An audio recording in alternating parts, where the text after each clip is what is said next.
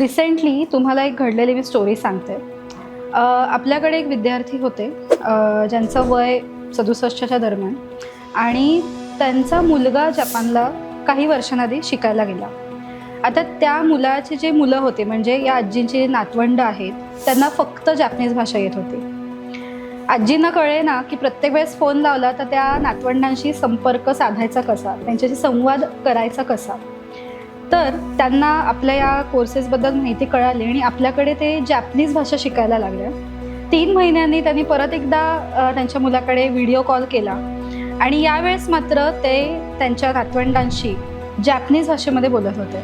So हा एक सुंदर किस्सा आपल्याकडे घडलेला आहे आणि केवळ भाषा येते म्हणून नातवांशी जो संबंध आला म्हणजे याला आपण म्हणू शकतो की त्या दिवशी कॉन्व्हर्सेशन नाही तर कनेक्शन घडलं.